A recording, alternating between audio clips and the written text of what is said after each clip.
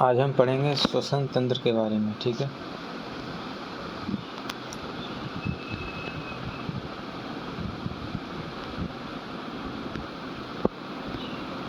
आज हम श्वसन तंत्र के बारे में पढ़ेंगे। श्वसन तंत्र के अंतर्गत वे सभी अंग आते हैं जिनसे होकर वायु का आदान प्रदान होता है, जैसे नसिका नोज, नासमार्ग नसल पैसेजेस, ग्रसनी फेरिंग्स, लैरिंग्स या स्वर यंत्र, ट्रैकिया, ब्रोंकाई, ब्रोंकियोलस, फेफड़ा। मनुष्य के वक्ष गुहा में 2 फेफड़े लंग्स होते हैं जो फुफ्फुसवरण या प्यूरल मेम्ब्रेन द्वारा घिरे होते हैं। मनुष्य का दायां फेफड़ा बाएं फेफड़े से कुछ बड़ा और चौड़ा, परंतु लंबाई में कुछ छोटा होता है।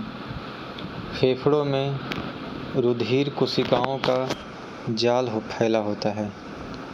प्रत्येक फेफड़े में लगभग 15 करोड़ वायु कोष्ठक एल्वियोली होते हैं, जिसमें श्वास की वायु तथा रुधिर के बीच गैसीय विनिमय होता है।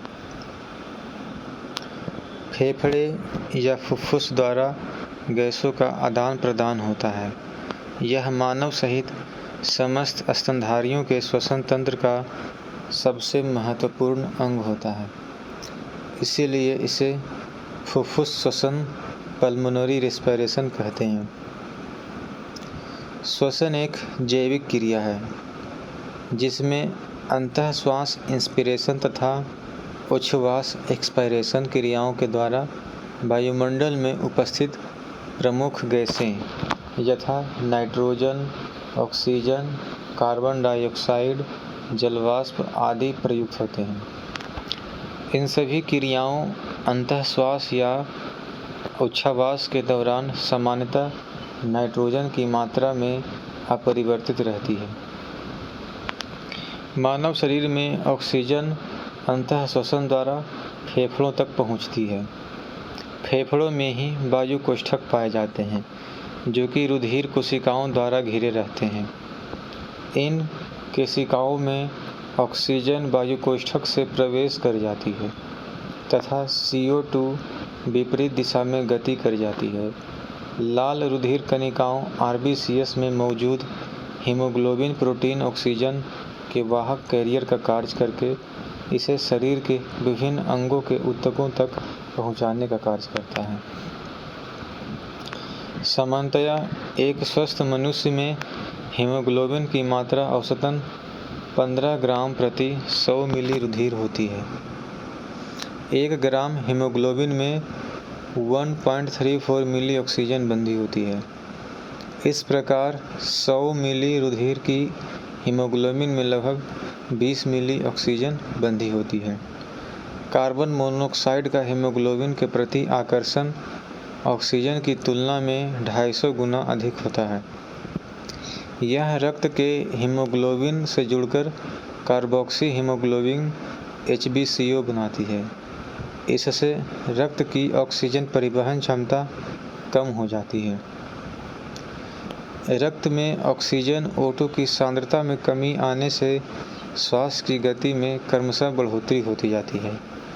समुद्र सतह से ज्यों-ज्यों ऊपर चलते जाते हैं, वायुमंडल की वायु का संयोजन अर्थात इसमें विभिन्न गैसों की प्रतिशत मात्राएं तो वही रहती है, किंतु वायु का घनत्व डेंसिटी कम हो जाता है। अतः पहाड़ों पर शरीर में ऑक्सीजन की कमी अर्थात हाइपोक्सिया के कारण मनुष्य की सांस फूलने लगती है और श्वास दर बढ़ जाती है। तो क्वेश्चन है हमारा, स्तनधारियों में श्वसन होता है फुफ्फुस फेफड़ा द्वारा। स्तनधारियों या स्तनपायी जीव प्राणी जगत के एक समूह को कहते हैं जो कि अपने नवजात शिशुओं को दूध पिलाते हैं। इनके नर एवं मादा दोनों में स्तन ग्रंथियां पाई जाती है, परंतु मादा की स्तन ग्रंथि अत्यंत विकसित होती है। ये कशेरुकी प्राणी मुख्यतः फुफ्फुस फेफड़ा द्वारा श्वसन करते हैं। श्वसन की क्रिया में वायु के कौन से घटक की मात्रा में कोई परिवर्तन नहीं होता है? नाइट्रोजन।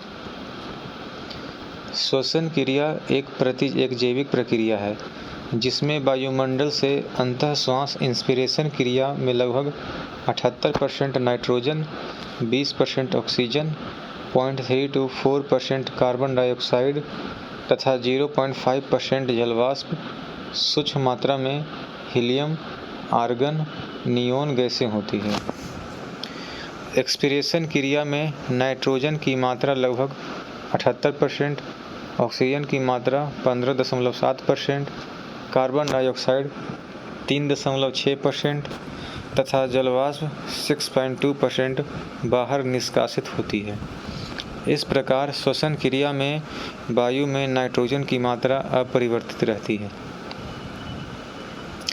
मानव शरीर में ऑक्सीजन का अभिगमन होता है फुफ्फुस के द्वारा, रक्त के द्वारा, ऊतक के द्वारा।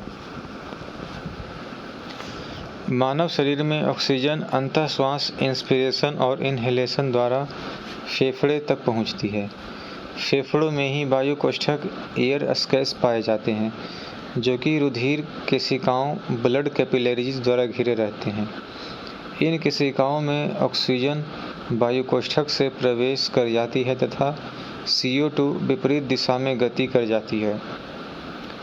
लाल रुधिर कणिकाओं RBC में मौजूद हीमोग्लोबिन प्रोटीन ऑक्सीजन के वाहक कैरियर का कार्य करके इसे शरीर के विभिन्न अंगों के ऊतकों तक पहुंचाने का कार्य करता है।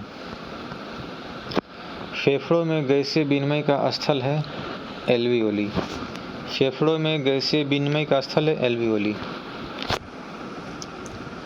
गैस विनियमन के दौरान ऑक्सीजन फेफड़े से रक्त नली में चली जाती है। उसी समय कार्बन डाइऑक्साइड रक्त से फेफड़ों तक जाती है।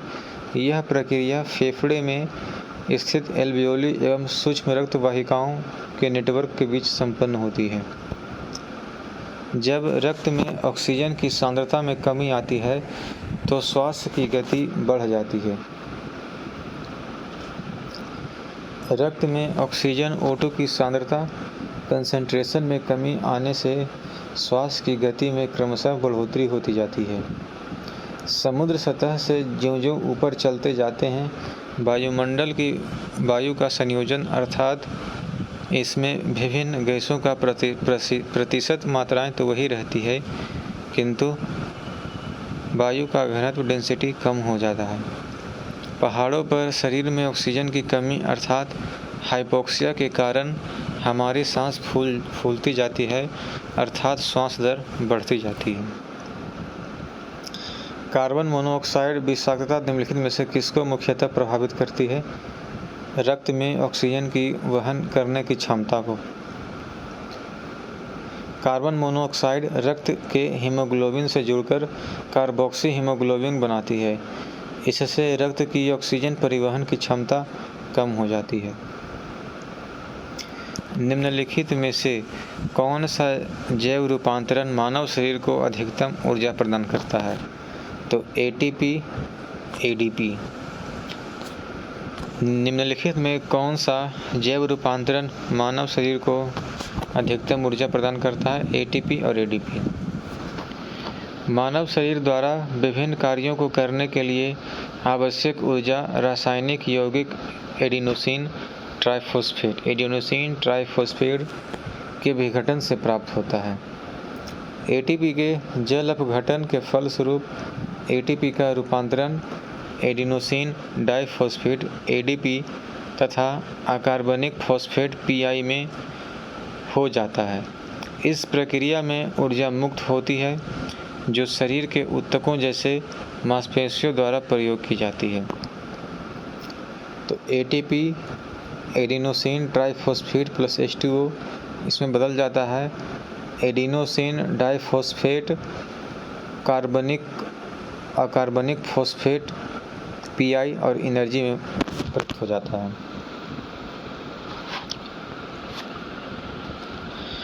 श्वसन में ऊर्जा उत्पादित होती है एटीपी के रूप में। श्वसन में ऊर्जा उत्पादित होती है एटीपी के रूप में। कोशिकाओं में ऊर्जा उत्पादन के लिए ऑक्सीकरण विघटन ऑक्सीडेटिव डिग्रेडेशन से संबंधित अर्थात अपचयी अभिक्रियाओं को सम्मिलित रूप से कोशिकीय श्वसन कहते हैं। इस क्रिया के फलस्वरूप ऊर्जा एटीपी के रूप में उत्पादित होती है। मानव शरीर का कौन सा भाग शरीर ताप को नियंत्रित करता है? फेफड़ा। फेफड़ा लंग्स एक प्रमुख श्वसनांग रेस्पिरेटरी ऑर्गन है जो कि शरीर ताप को नियंत्रित रखता है। श्वसन क्रिया के दौरान शरीर के ऊतकों टिश्यू में भोज्य पदार्थ के ऑक्सीकरण से जहां एक ओर ऊर्जा उत्पन्न होती है वहीं दूसरी ओर जलवाष्प तथा गैस का शरीर से उच्छ्वसन द्वारा निष्कासन होता है, जिसके परिणाम स्वरूप शरीर का ताप भी नियंत्रित रहता है। तो चलिए, ये हमारा श्वसन तंत्र आज समाप्त हो गया। ठीक है, कल हम चर्चा करेंगे इसके बारे में, श्वसन तंत्र परिसंचरण के बारे में। ठीक है।